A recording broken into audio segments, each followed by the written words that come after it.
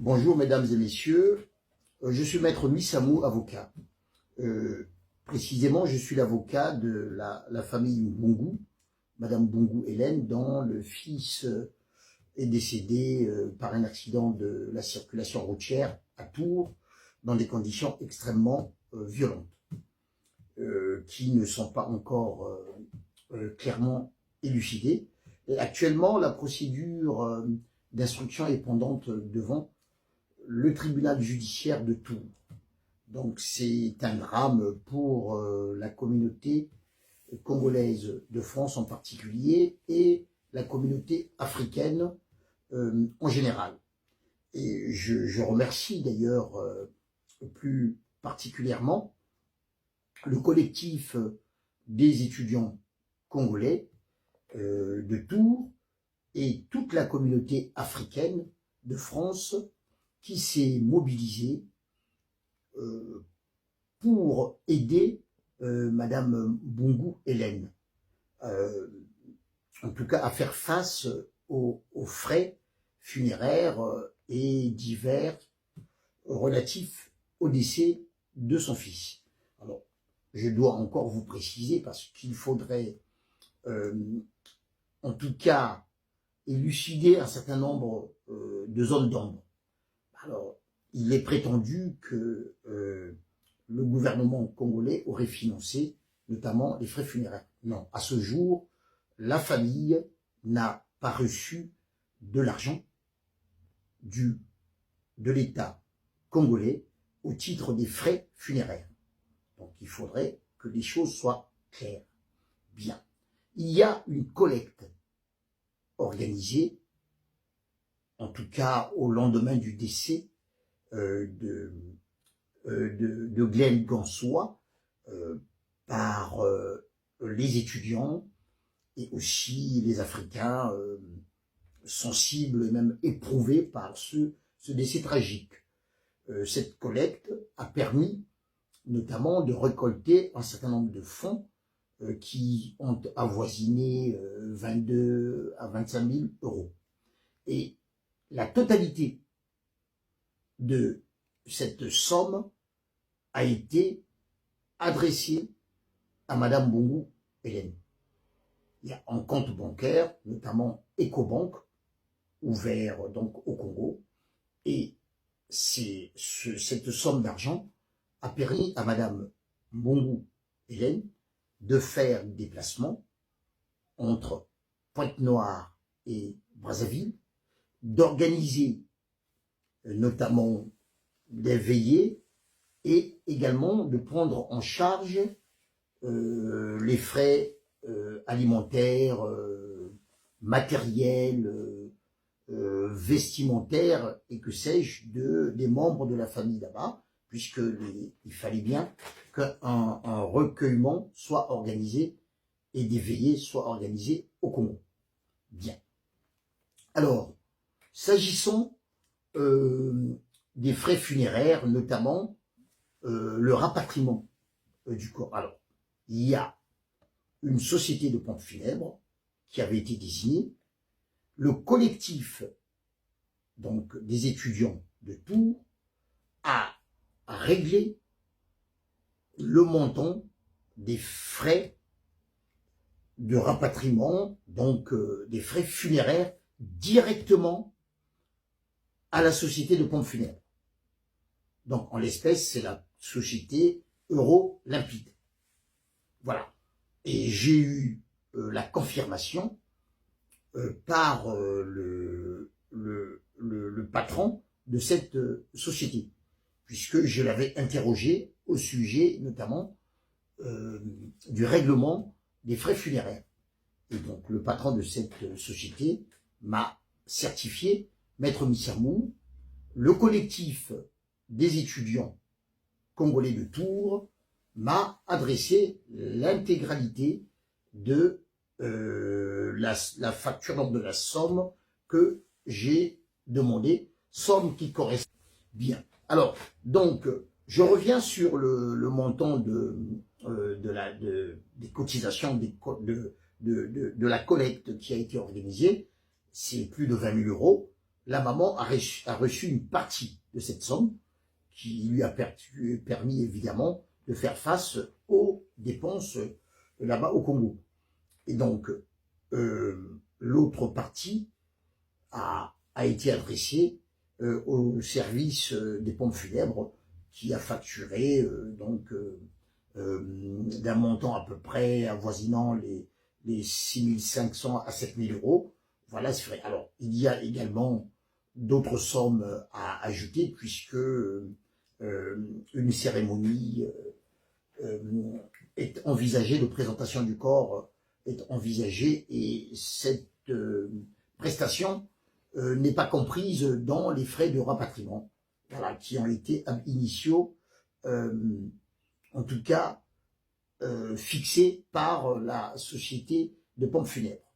Bien, donc il est établi, donc il n'y a pas de doute sur ce point, que le président de la République du Congo a ordonné l'exercice de la protection consulaire en faveur de feu Glenn Gantsoa et aussi de sa maman.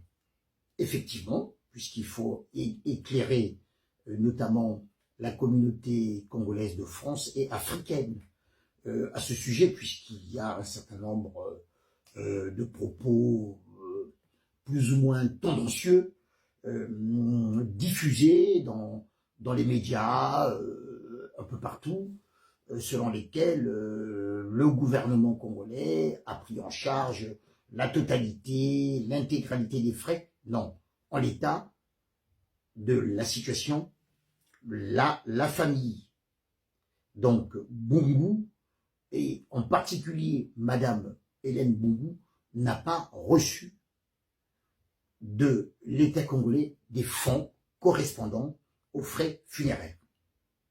Voilà. Donc, a pris en charge la totalité, l'intégralité des frais. Non.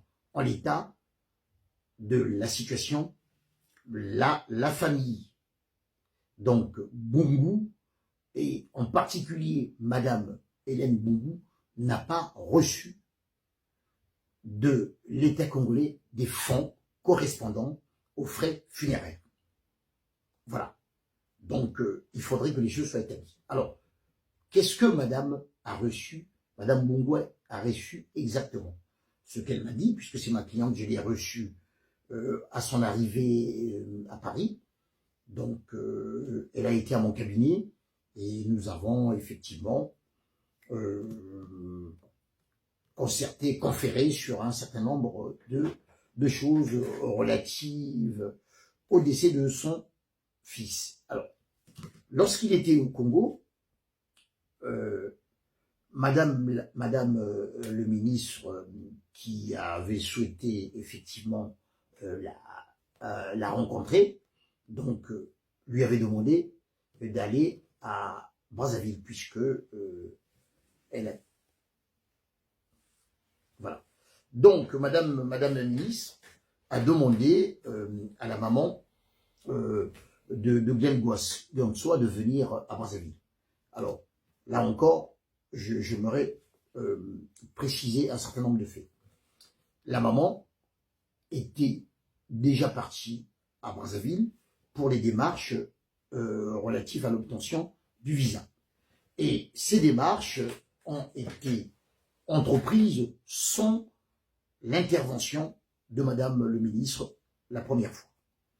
Il y a eu effectivement un refus de visa, donc un premier refus, et il n'y en a pas eu d'autres, parce qu'on a appris, là encore, dans le microcosme congolais, africain, que la maman aurait fait l'objet de plusieurs refus de visa. Non, il n'y en a pas eu plusieurs de visa. Bien.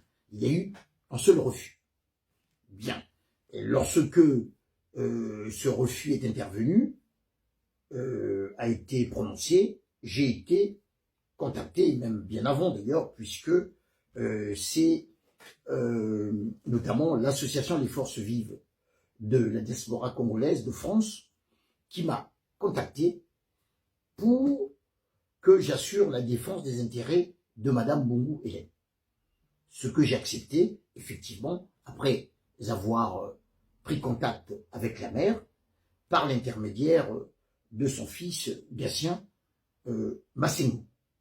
Donc moi, j'ai eu, en tout cas, pour interlocuteur ici en France, 3 personnes principalement.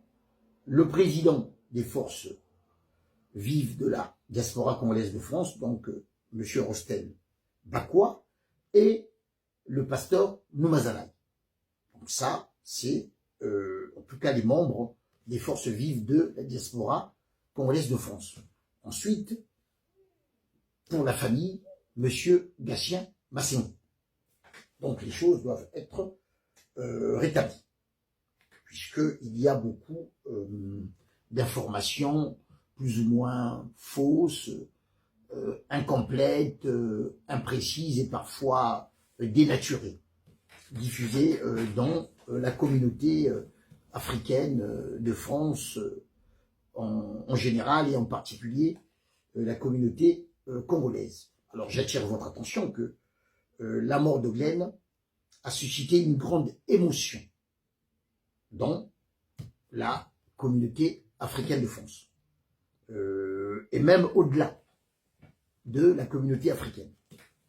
Bien, donc je disais que la mère a fait 2 déplacements à Brazzaville.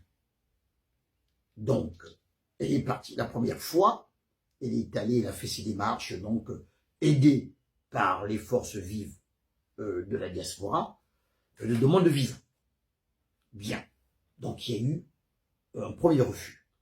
Alors, j'ai reçu, en tant que conseil et avocat de cette famille, notamment, cette décision de refus. Alors là encore, il faut préciser les choses. Hein. La motivation du refus portait sur les moyens insuffisants dont disposait la maman, ou que dont la maman avait fait état à cette première demande. Bon, ce qui est quand même assez surprenant, puisque, de toute façon, il avait été quand même apporté la preuve que la maman disposait de suffisamment de fonds, plus de 10 000 euros. Mais après, cette question a été résolue, puisque cette somme a été augmentée. Voilà, ultérieurement. Donc, à la suite de cela, donc la maman est venue à Brazzaville, elle a supporté les frais, donc avec les fonds reçus de France, elle a supporté les frais, donc le transport, on sait que le billet d'avion, aller-retour entre Brazzaville et Pointe-Noire, le montant avoisine à peu près les 80 000 francs. Donc ça, c'est ce qu'elle avait fait primitivement. Bien. Entre-temps, effectivement,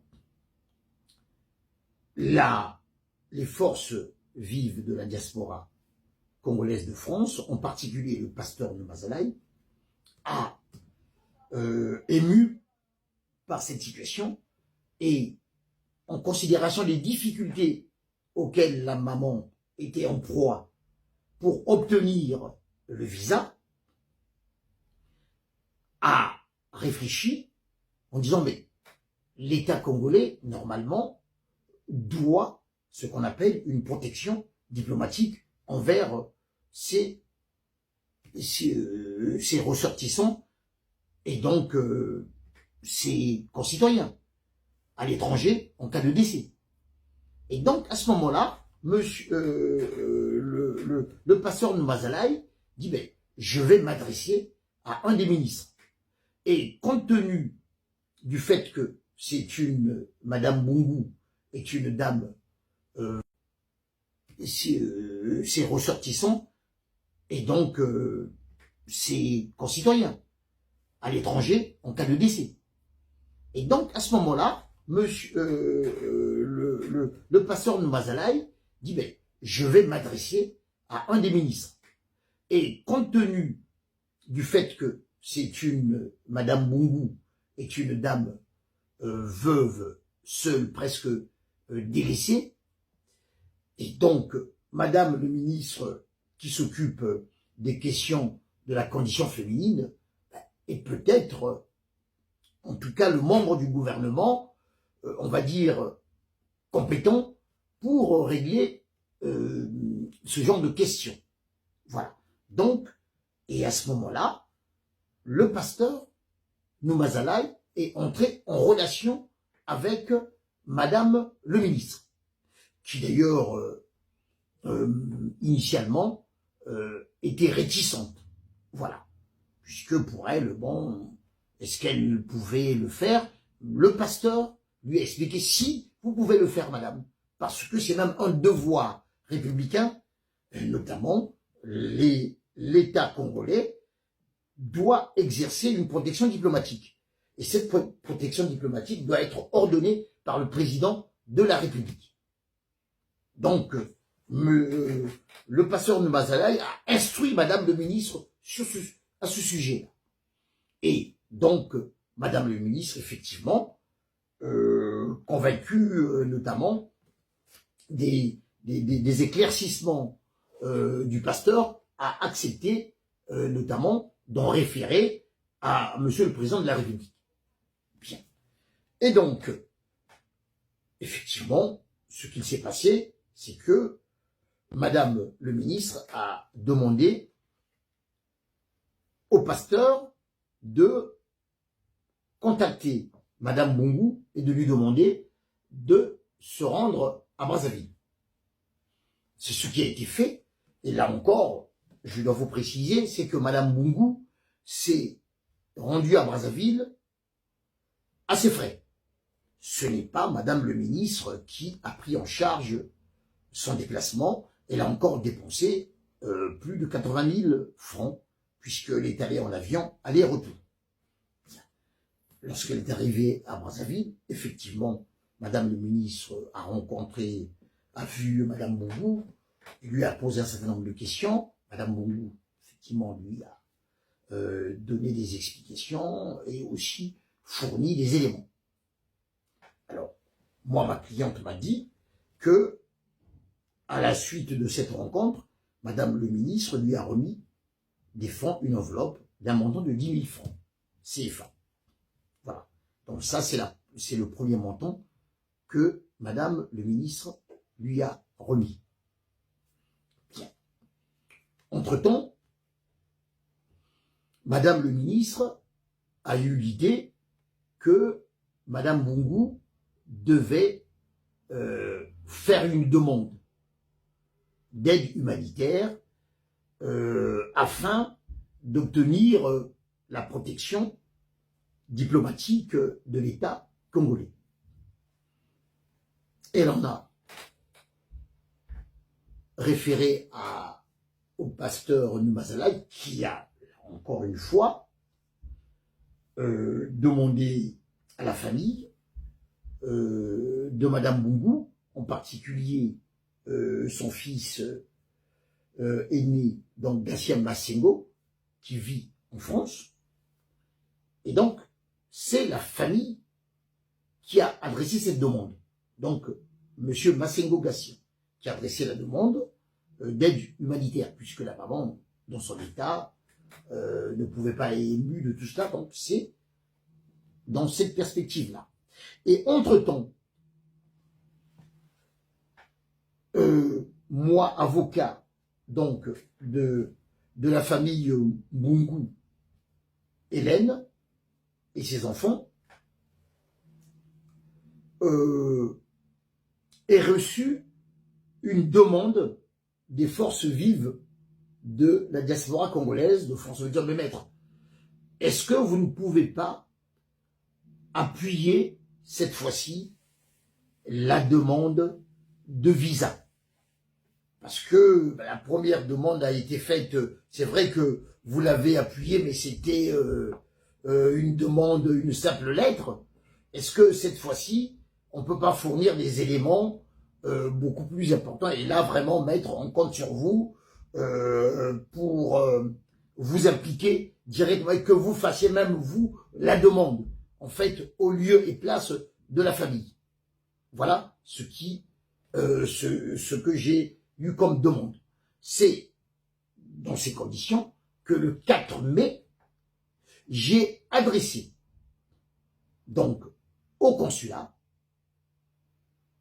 de France à Brazzaville une requête afin de demande de visa de court séjour au nom et pour le compte de Madame Mbungu Hélène. Donc, j'ai adressé cette lettre au consulat.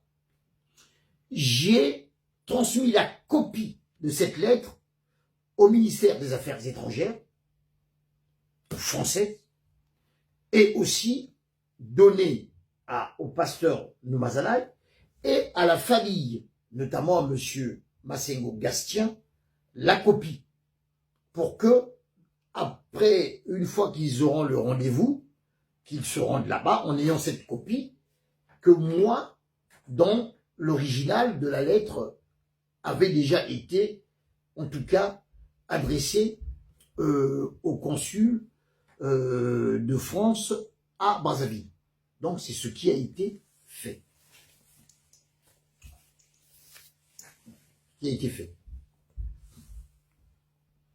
Voilà, alors, j'aimerais également faire une précision, c'est que une fois que j'ai constitué, moi, le dossier avec tous ces éléments, notamment lorsque j'avais adressé l'original de la requête, voilà, alors, j'aimerais également faire une précision, c'est que une fois que j'ai constitué, moi, le dossier avec tous ces éléments, notamment lorsque j'avais adressé l'original de la requête, un dossier avait été constitué par la famille, bon, avec l'aide des forces vives de la diaspora congolaise. Et ce dossier, adressé déjà au consulat, d'ailleurs le consulat avait déjà un dossier, le premier dossier, qui avait fait l'objet d'un refus.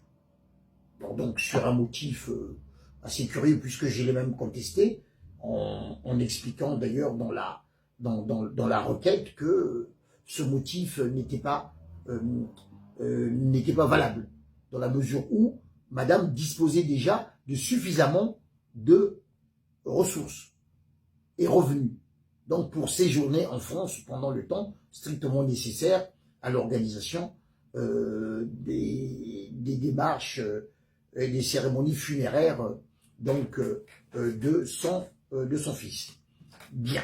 Donc, les forces vives de la diaspora ont pris la copie du dossier donc, qui avait été constitué et l'ont adressé, en tout cas par l'intermédiaire du pasteur Noumazalaï.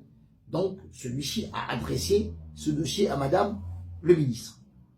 Et donc, c'est dans ces circonstances que Madame le ministre a entrepris des démarches, a sollicité les rendez-vous, et donc, Madame Mbungu a été convoquée.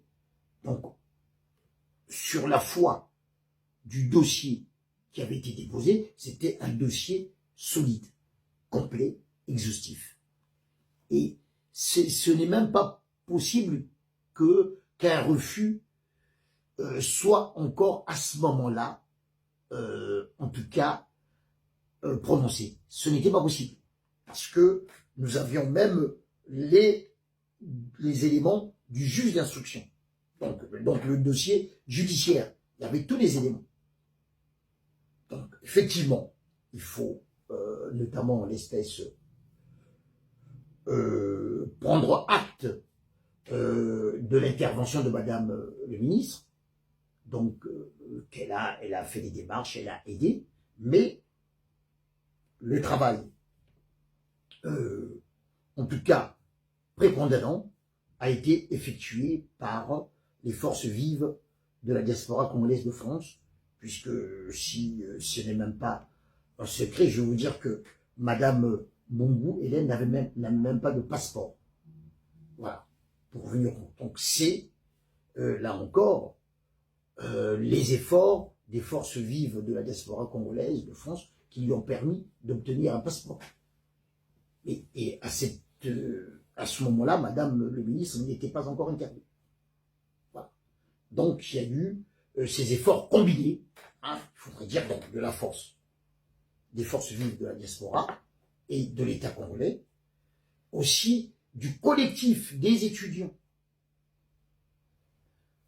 congolais de France, donc dans le siège à Tours, et aussi tous les sympathisants, donc africains, qui ont permis, en tout cas, à ce que Madame Mbungu obtienne le visa et séjourne aujourd'hui en France. Bien.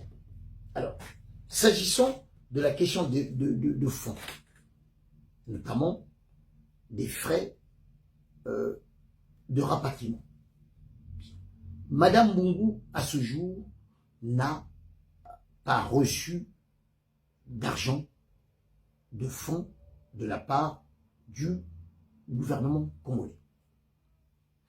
Toutes les démarches entreprises, même les frais de son séjour, sont supportés actuellement par les forces vives de la diaspora congolaise de France.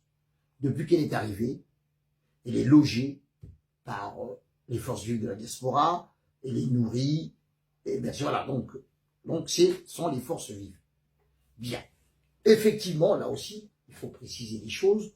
Lorsqu'elle est arrivée en France, à l'aéroport, Madame le ministre lui a remis une enveloppe. Enveloppe que Madame Mbungu Hélène m'a même montré à mon cabinet.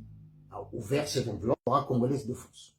Depuis qu'elle est arrivée, elle est logée par les forces vives de la diaspora, elle est nourrie, et bien sûr, voilà, donc ce sont les forces vives. Bien. Effectivement, là aussi, il faut préciser les choses. Lorsqu'elle est arrivée en France, à l'aéroport, Madame le ministre lui a remis une enveloppe. Enveloppe que Madame Mbungu Hélène m'a même montré à mon cabinet. A ouvert cette enveloppe, et dans cette enveloppe, il y avait la somme de 400 €.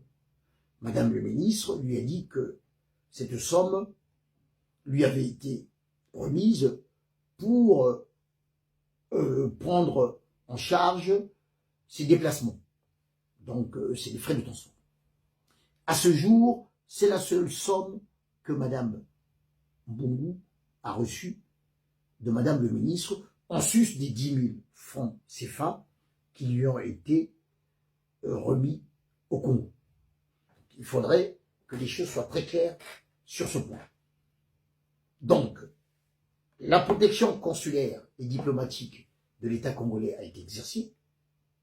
Donc, il appartient à Madame le ministre ou aux autorités compétentes de remettre à Madame Mbungu Hélène cette somme pour qu'elle puisse continuer à supporter et à faire face à certaines dépenses. Mais aujourd'hui, c'est grâce à la solidarité des étudiants, de la communauté africaine et des efforts, là on va dire quand même personnels, de l'association des forces vives de la diaspora congolaise de France, que Madame Mbungu parvient à payer, à prendre en charge certaines dépenses. Autrement, elle aurait été en difficulté. Donc c'est très très important. Il ne faudrait pas que, malheureusement, la mort tragique de Bien Gonsoa devienne un enjeu politicien, médiatique, ou une forme d'expression, d'ambition personnelle, politique, voire professionnelle des uns et des autres. C'est très très important. C'est quand même des moments graves. Et s'agissant de la procédure, elle est en cours. la procédure judiciaire. Actuellement, nous sommes au stade de l'instruction. Et s'agissant de la maman, en ce qui la concerne, elle sera présente en France au moment du jugement. Elle est domiciliée à mon cabinet d'avocat. Donc, le consulat de France m'a garanti qu'elle aura le visa pour assister au procès de son fils.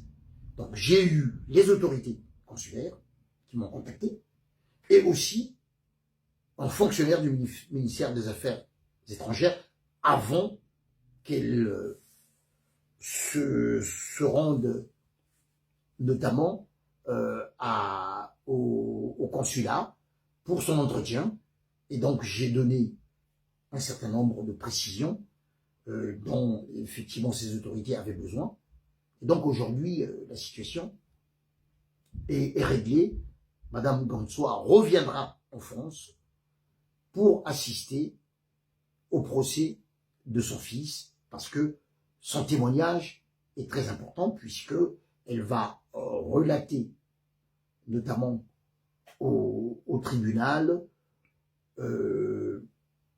les conditions dans lesquelles elle a élevé son fils et comment son fils est arrivé en France, parce que, bon, malheureusement, il n'y a séjourné que brièvement.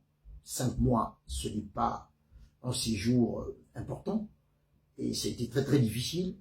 Et en tout cas, le tribunal aura besoin de ce témoignage. De toute façon, cette question ne se pose pas. Elle s'est constituée partie civile avec les autres enfants, notamment les frères et sœurs de Glenn, et qui sont des ayants droit que seule la justice, en tout cas, reconnaît. Et ceux-là, ce sont eux qui seront, en tout cas, partis à la procédure, et ils y sont déjà.